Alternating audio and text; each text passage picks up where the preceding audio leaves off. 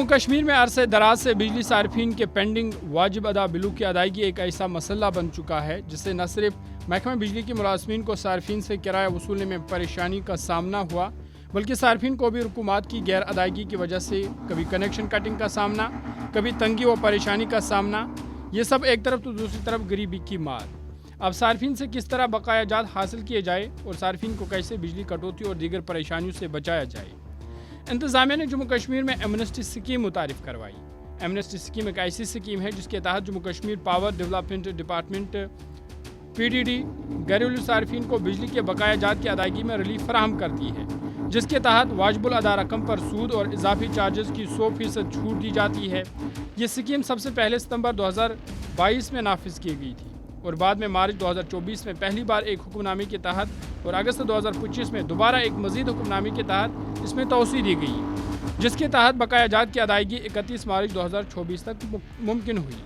Scheme के अहम फ़वाइद में मुकम्मल सूद और चार्जेस की मुआफ़ी, बकाया जात की माहाना किस्तों में अदायगी की सहूलत, ख़ासतौर पर दही और नीम शहरी इलाकों के घरेलू सार्फिन को राहत देना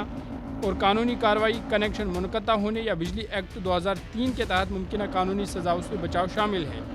स्कीम सिर्फ घरेलू सार्फिन के लिए मुख्तस है और सार्फिन को इसके लिए मौजूदा बिलों की बरवक़्त अदायगी भी लाजमी करार दी गई है। ताहम इस स्कीम के तहत जम्मू कश्मीर PDD महकमे को भी सार्फिन से हुकूमत वसूल करने में काफ़ी बेहतरी मिली है। वहीं सार्फिन को भी बिल अदा करने में आसानी और राहत मिली। लेकिन अब 31 मार्च 2024 को इस स्कीम की मुद्दत ख़त्म होने पर तशवीश पैदा हो गई है, जिसकी वजह से PDP के रुकने असम्बली आगा मुंतज़र मेहदी ने इस स्कीम पर तशवीश का इजहार करते हुए कहा कि स्कीम 31 मार्च को ख़त्म हो रही है, लेकिन कई लोग अब भी अपने बिल जमा नहीं करा पाए। उन्होंने हुकूमत से अपील की है कि AAY और BPL खानदानों के लिए रिलीफ फराहम किया जाए। उसका तवज्जो बिजली के हवाले से डाइवर्ट करना है कि कल 31 मार्च 2026 एमनेस्टी स्कीम सर एक्सपायर हो रही है, मगर अभी भी काफ़ी फैमिलीज है, खासकर BPL और AAY फैमिलीज वो अपना फीस जमा नहीं कर पा रहे, क्योंकि उनका फीस लाखों में गया, मगर जो उनकी इनकम है उस हिसाब से वो फीस की अदायगी नहीं कर पा रहे हैं और इससे काफ़ी कंसर्न है उन फैमिलीज का। तो मैं इस हाउस से सरकार से ये गुजारिश करना चाहूँगा कि अगर वो फुल टाइम वीवर इन दो कैटेगरीज को दे देते तो एटलीस्ट उनको काफ़ी रिलीफ मिलता, क्योंकि जो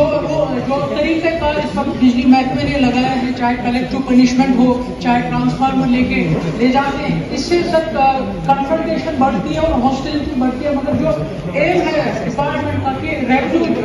कलेक्ट होना चाहिए, रेवेन्यू आना चाहिए डिपार्टमेंट को, वो सब नहीं हो रहा है। तो मेरी यही गुजारिश होगी कि एटलीस्ट AAY फैमिलीज और BPL फैमिलीज को सर वन टाइम फीवर दिया जाए।